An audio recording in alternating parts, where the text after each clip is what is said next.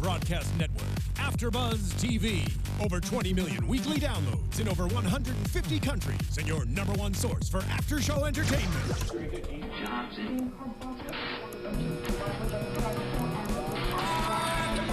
AFTERBUZZ TV, the destination for TV superfans. Producing after shows for over 300 of your favorite TV shows, interviewing celebrities and showrunners, and bringing you behind-the-scenes exclusives. All thanks to E! Entertainment's Maria Menounos, producer Kevin Undergaro, and internet leader Akamai. Now, let the buzz begin! Baby. Oh. This is perfect to come into, right? I'm saying. I'm like, Dash was singing though? Has nothing to do with this episode, but you know what? Shout out to that. What's going on, guys? Welcome to another after show here from Minority Report here on AfterBuzz TV. It's your boy Nino. You can catch me at Nino Llanera on Instagram, Twitter, and Facebook. And over to my left, we got Mr. Howard III. What up, man? What's up? Yes, everybody, it's Howard III. You can catch me on Instagram and Twitter at Howard III. That's Howard 3RD. I cut off really quick from this song because it was kind of awkward for a no. second. But you know, Dash was singing this pretty good. I was like, oh, he can sing. Okay. I was like, all right, Dash, I see you. Well, you know, he has the original guy, the original character. I can't remember his name right now, but he has a Broadway background. They pulled him from Broadway, so there's the voice. Little did you know. There we go. All right, guys, this is season 1, episode 9, Memento Mori, which means remember you will die. Yeah. Okay, and it touched basically upon that. Yeah. About genetic modifiers, basically. And you know, we talk about that a lot. Present day, and how people are definitely against stem cell research and all this other stuff. Yeah. And here's taken to another level, basically, where you could possibly cure a disease in the womb before it actually happens. Yeah. You know what I mean? Which is pretty cool. I mean, I guess it's kind of a bittersweet thing. I know people don't really want to do too much playing God type of thing. Right. So, but it's like bittersweet. Yeah, no, definitely. I mean, and that kind of just showed maybe these terrorists are more like activists versus, versus a terrorist, which was kind of crazy to kind of find out. They're there more or less to almost save the human race is what they're trying to say. But once again, it's a back and forth type situation. You know, you either to the right or to the left. Yeah. Wherever you may be. But let's just get into it because this was a fun episode in the beginning. Yeah. Before it got dark, obviously. And that was Dash singing karaoke, chilling with Vega and the crew, you know. I like that. Aquila was there, you know, Blake was there, and like they're all friends.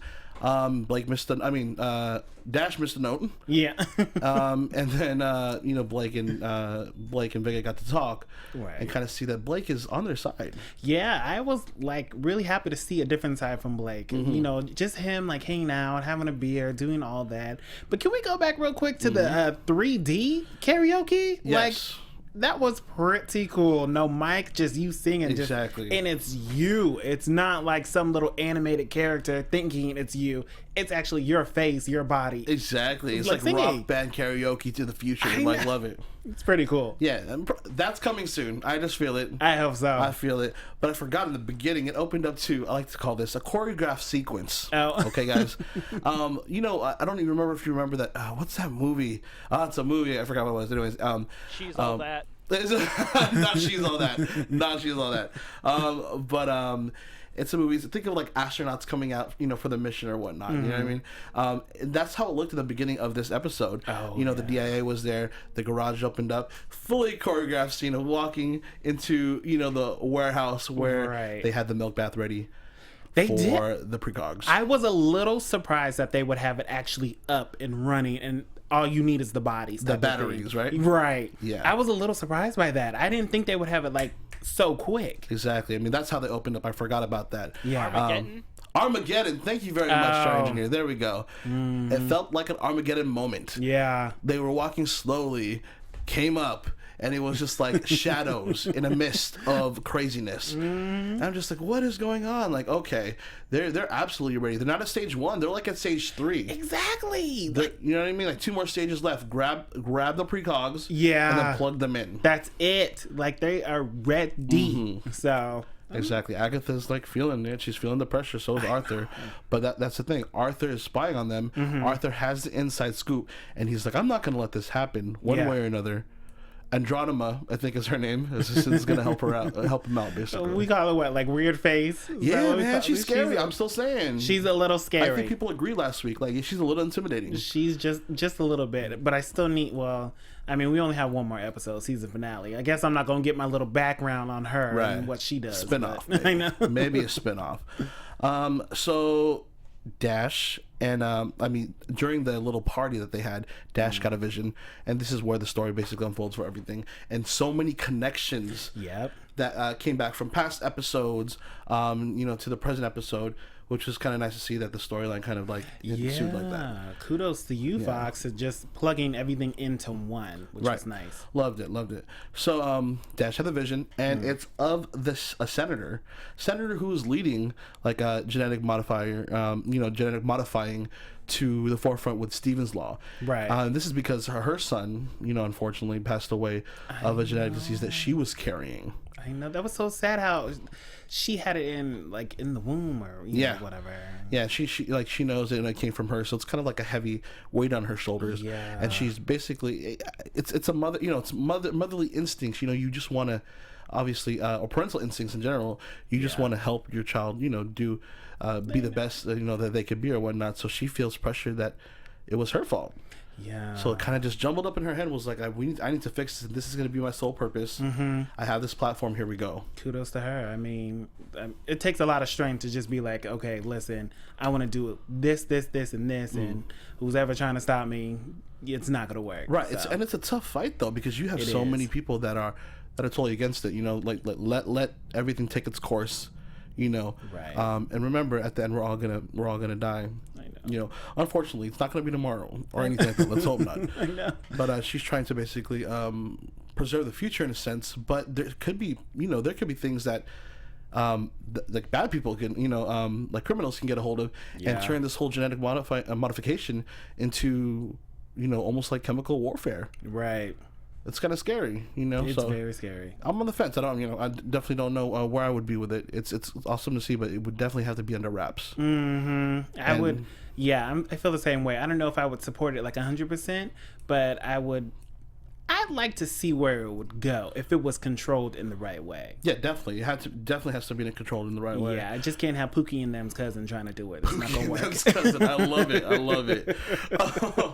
But can't have that. So the vision that he had saw that the senator looks like she got shot, or a gun was being taken out, or something like that. He saw a man fiddling with his ring. He saw, like blood. Looked like what was blood on the senator's face, but looked like she was about to be assassinated. Right. And that was a case where they had to try to stop the whole situation. And I was like, okay, this is gonna be like a cool little story. I thought it was just be straightforward. Here we go. Find the suspect and so on and so forth. It just got even more complex as it went along. It really did. Like it was just so many layers to it. It's like when you think you're kind of on the case and you got it, it's like, another layer, and then another layer. Yeah. Like it was a lot. It's good for the storyline, definitely. It is very good for the storyline. It's definitely good for the storyline. I mean, and she even had Homeland, what is it called? Department of Homeland Security help her protect her, because they knew that this was going to be a high profile situation with her. Yeah. And then in comes Metro PD, right? Vega and Dash trying to help the situation too, which they definitely did, because they helped contain it just a little bit and get more information onto this terrorist attack that might be happening. Yeah, which was pretty cool. I was happy to see that they were trying everybody, Homeland and Metro, working together. But you saw in the beginning, he was like, no, just know you guys are here to support. Right, exactly. But, that's just how cops are, right? Or people with power. They're just like... Exactly. Like, we're Homeland, you're a regular little place. Like, know your place. This is my case. Let me take care of this. All the time. So territorial. You just want to help everybody out. You know what I mean? I'm saying. But speaking of helping each other out, Arthur and Blake... come together. It looks like they're going to be in cahoots. Arthur was just like, this is what I need you to do to protect, to protect us or whatnot. Yeah. And he shows Blake what's going on. They're fighting us, XYZ. Here's all the evidence. See it in front of your face. But it's basically, it might compromise Blake. in the situation. Yeah, which is really hard for Blake. I mean, I understand where he's coming from. He's kind of stuck right in the middle. He wants his career, but he wants to help Vega. Like, you can see both in him. Right. So it's like a tug of war between what do I do, how do I do it, and when should I do it. It's hard. It's like it's a battle between what's ethical and what's unethical in that situation. And he just doesn't know where to turn at the moment, you know what I mean? Exactly. Because obviously, like, you know, his career is important to him. Yeah, it's his livelihood, but it's also, I mean, it's the government, you know? Yeah. That's a big kind of like back to turn. Yeah. Without helping them, but I think in the back of his mind, it's like, is the government doing this for good? Are they fighting the precogs just for good? You know what I mean? Right. Or are they just heartless and, you know, that 2 weeks became 8 years before? Mm-hmm. You know? Yeah. So it could be something all over. So I see him playing that situation back and forth in his mind. Yeah, poor Blake. He's really just stuck. Exactly. So Arthur asks him in that situation to basically blackmail Senator Bloomfield, right? Bloomfield. So to blackmail the senator, the guy from the DIA who is basically heading the fight for the precogs, or the hunt for the precogs. Right, which wasn't very uncommon. I No, mean, you it's saw not. Arthur. He was like, cops do it all the time. Like, come on. Do this for me. I'll do something for you. Exactly. He was basically just trying to protect himself, but I could see why, like I said, why Blake would be hesitant. Yeah. So it's fine, but he said a no-go to that. I know Blake just shut it right down. He said, "Don't call me ever." Yeah, ever. I love that. And when they bring that attention to Dash, when Arthur was like, you know, they're looking for us or whatnot, you know, Dash brings it back.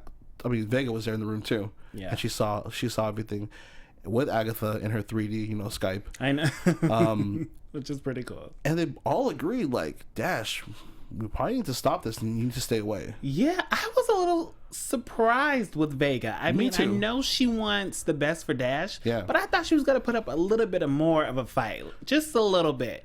But I'm actually glad they all told him, like, Dash, retire. Yeah.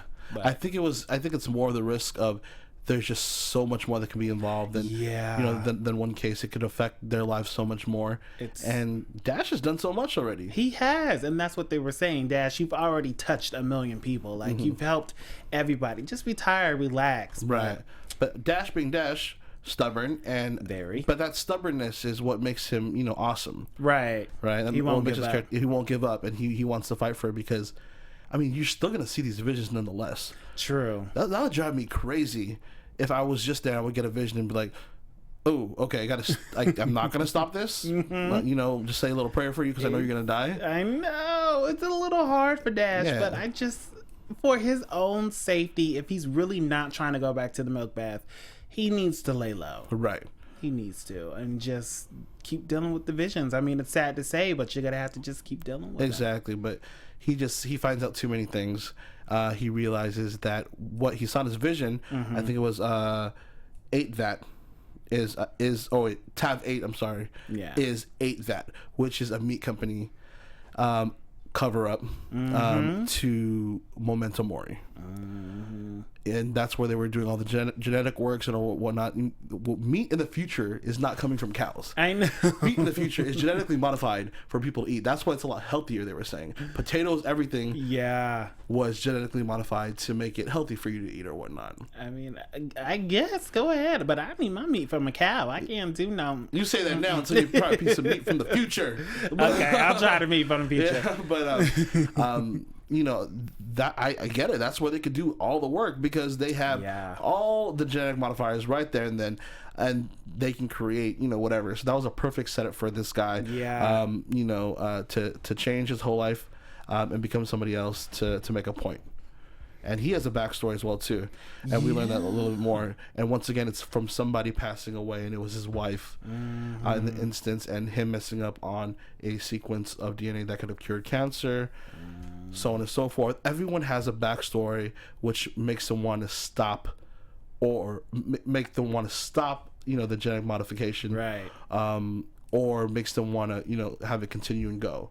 Right. So there goes the, you know, the right and the left. Like, where are you gonna be? You know what I mean? Which side are you you're gonna fall on? I think that's what Minority Report does really, really well. They respect both sides of the story, and they turn into this crazy storyline that makes it kind of work for everybody. Yeah, I mean, I appreciate them doing that, because we saw with, the past episodes how they talked about immigration, how they talked about changing the name of the NFL team. They really touched on good subjects and touched on them well. Yeah, I loved it. And I forgot to mention that the reason why Dash found out that the name was mirrored, it was backwards, was because he went back to Wally, right, to scrape his brain to see the images, to kind of figure everything out. And that's good he did, but it was also scary that he did. I know. Because the DIA was knocking on the door like, right knock, knock, knock, let me in. I want to talk to you because you took care of the precogs. I know. That was kind of scary for a little bit. I thought this was it. I was like, you know what? They're going to find Dash. It's going to be a wrap. Like, they're going to take him away. They're going to question him. They're going to beat him up, try to, find out his siblings. So they're horrible intelligence agents, though. Yeah. Can I just tell you that? Like, all Dash did was hide in the side of a wall. Like, it looked like it was just a door that he opened up. It did look like that. He went in. He even got a pipe to make sure no one was going to come and go for him. But that's all they did. And they're like, search the house from top to bottom. You couldn't find Dash? Like, dang, dude, that kind of gets me scared for the government in the future. Seriously. This is Central Intelligence, I'm guessing. You know what I mean? The only thing they were doing, they're searching little cubbies, pulling things to the side. Like, exactly. Really? Okay, all right. And grabbing, okay, I love Wally for this, though. Wally was prepared to not let any of his equipment get out of that building. Yeah.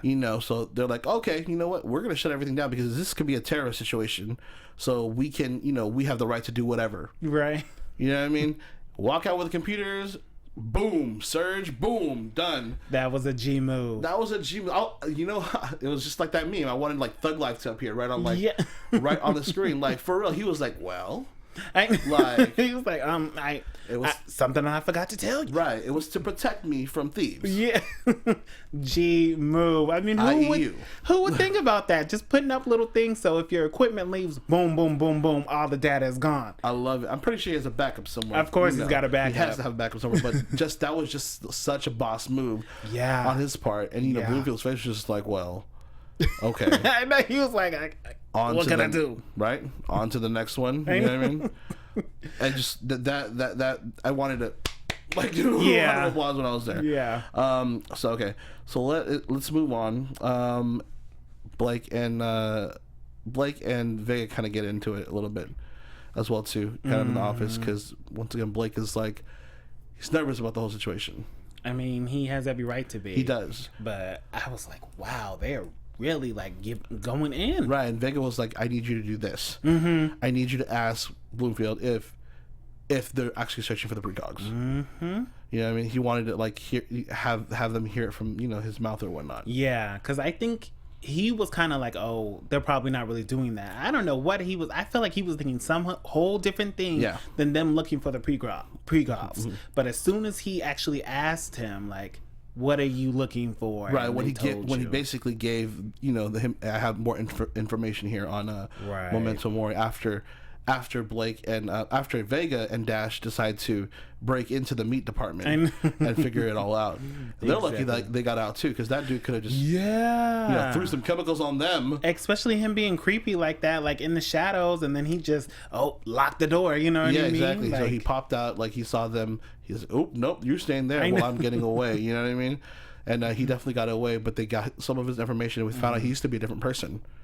Which was really crazy, that plastic surgery that we saw a little bit of when Dash had his finger cut off. Right. How they stitched him back. Exactly. But wow, they changed his whole face. His whole image, you know what I mean? He was a young guy. He was like 36 years old, they were saying, or a little bit older after the years went on. But still, this guy looked like a 60-year-old guy. Right. Like 60-year-old creeper. That's what he decided to turn himself into so he wouldn't get caught. But obviously he did that because there's no biometrics on him. Right. So he's kind of like, he can't be flagged for anything. Low-key invisible. Exactly. Low-key invisible, exactly. And he's basically almost, I feel like he might be the head of Memento Mori. And he said there's a lot of them out there who are fighting for this, Stephen's Law not to pass. And they're trying to make the statement or whatnot. Now let's explain more about the statement. So Blake and Bloomfield talk, and Bloomfield does say, yes, we're looking for the precogs. XYZ. Right. You know what I mean? It comes out from his mouth. And then it shoots over to, the actual press conference for Senator about Stephen's Law and what she's fighting for, and her heroes, which are basically the sick people behind her, and who she wants to help. It was basically like it was for show, like, here, we could help these people if we pass this law, which was really nice to see. I think when people see it like that, maybe their mind might change a little bit, like, okay, maybe we can actually help these people in a whole different way than medicine can, like real medicine. Exactly. And I mean, and it's the same situation where Memento Mori, the group wants to prove to people, like, if you do that, this could be the result. Type situation. So they're trying to get as much attention as the senator is as well too. But they're going through two extreme situations, obviously. So we see in Dash's vision that it looks like she's gonna get shot. Because we see like blood somewhere in her face or whatnot. We see all the blood, and we see the security guy with his gun out, right, going towards her or whatnot. Yeah. So that's the only part of the vision we get to see. But what really happened was, Vega saw that there was somebody in the wings in the mezzanine with her cool contacts. Yeah, with her dope contacts, which I always wish I had. Seriously. And sees that there's somebody like in a box. Yeah. And it's one of the patients. Poor patient's already sick, and he gets robbed of his wheelchair. I know. And placed in in this box.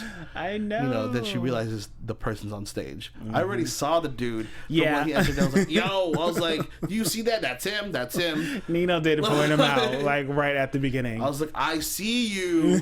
I see you right now. They realize that he's on stage.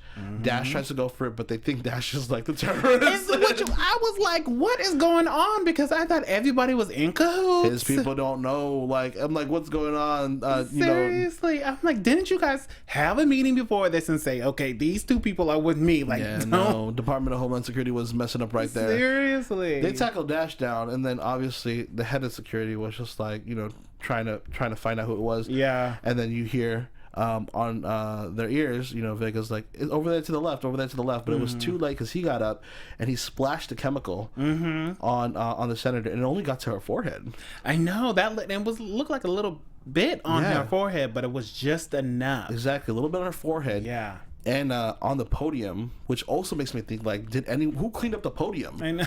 Like, this could have spread, you know what I mean? Exactly. Like, it made even a bigger statement. You know, but they just see that the senator's eyes go black, her skin pigmentation starts to change. She basically faints, and they bring her to the hospital. Yeah, and it's a genetic modifier that basically eats her kind of from like inside out. I know. Or from outside in. I'm sorry. And I'm just like, wow, that was to make a statement basically. Yeah. To say, if you pass this law, this is something that can happen. It can get into the wrong person's hands, or we can make it a mistake as humans. Exactly. And this is what could happen. I thought that was something else. I was like, wow, like, this is literally her own body was just fighting against herself. It's crazy. I don't even have words. I'm like low-key speechless because it was something else. Yeah, so like, once again, this could be something where a terrorist could use this for chemical warfare on people, right? Or it's just so easy because it was just a splash on her, just a little splash. I get this. You see where they have this platform now to showcase that this could happen to you guys if you pass this law or whatnot. I mean, and between all that craziness, Bloomfield goes to Agatha. To the island. Oh, to go see Agatha. Because they went to go see, I can't remember the black guy's name. They went to go see somebody who used to be a general, basically. Right. And was like, hey, do you know this person, blah, blah, blah. And it was, if I'm not mistaken. Charlie, right? It was Charlie Peel.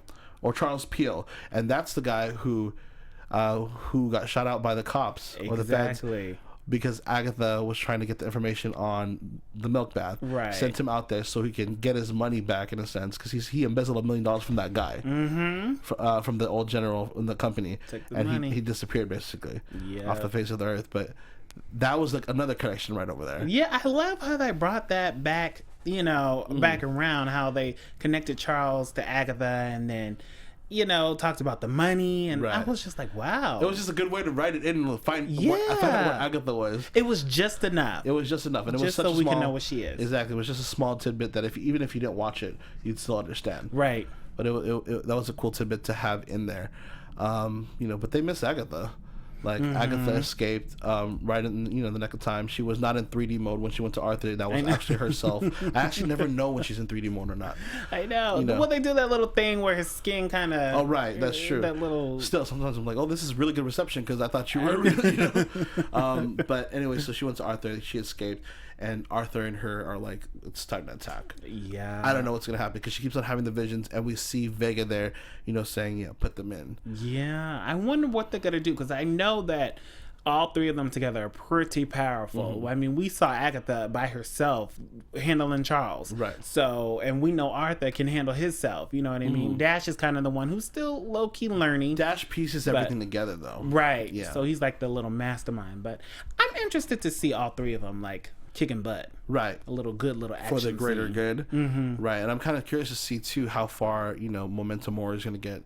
They only have one in custody right now. Yeah. There's a bunch of them out there, and who knows? This might not be for activist reasons. This could be a terrorist situation. But there's only one episode left to find out what's going to happen. Yeah. So with that said, I want to get into predictions for that last episode. Ooh, yeah. Predictions, please. Let's go. And now, your AFTERBUZZ TV predictions.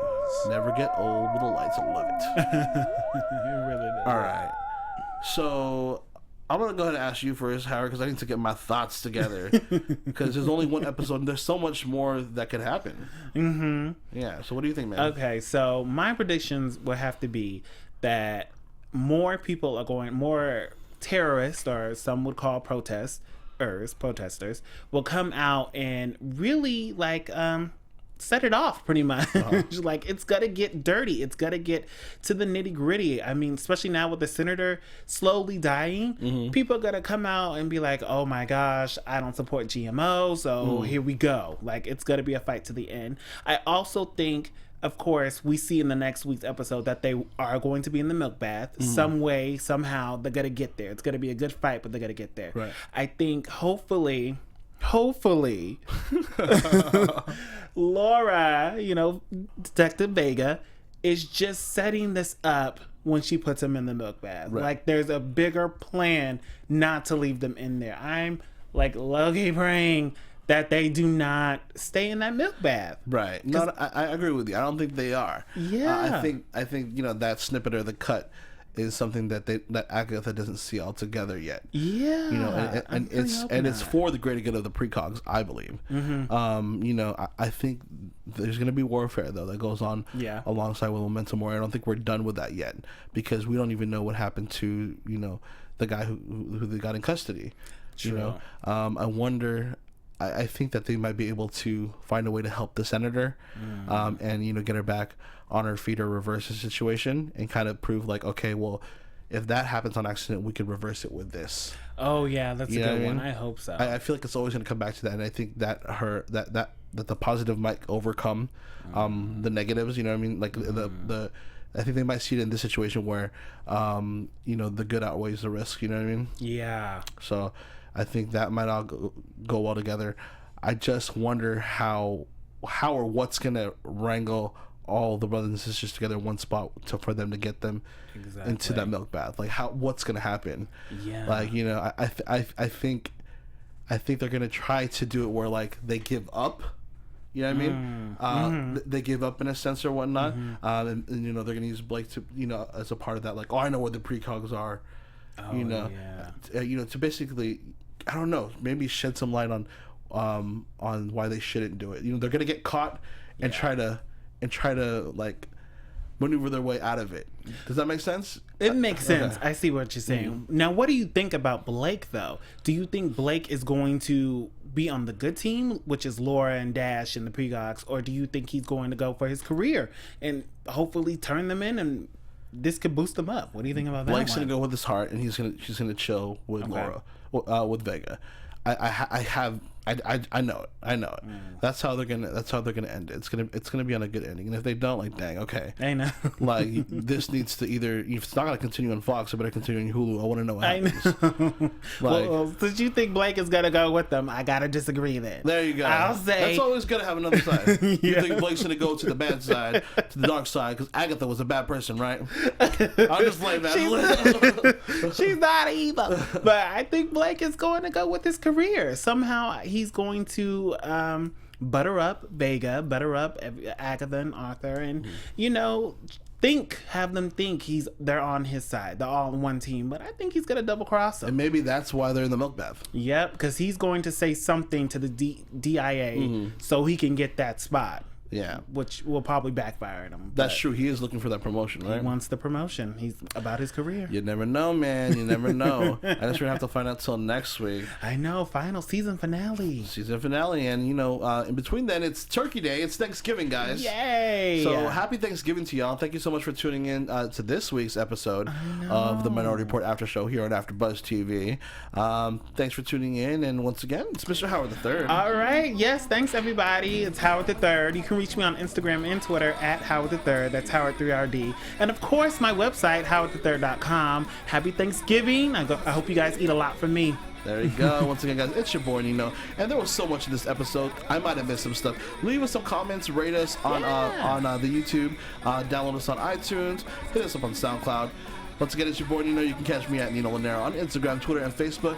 And until next week, season finale. Catch you later. Happy holidays, guys. Yay. From executive producers Maria Menounos, Kevin Undergaro, Phil Svitek, and the entire AfterBuzz TV staff, we would like to thank you for listening to the AfterBuzz TV network. To watch or listen to other after shows and post comments or questions, be sure to visit AfterBuzzTV.com. I'm Sir Richard Wentworth, and this has been a presentation of AfterBuzz TV. Buzz you later. The views expressed herein are those of the hosts only and do not necessarily reflect the views of AfterBuzz TV or its owners or principals.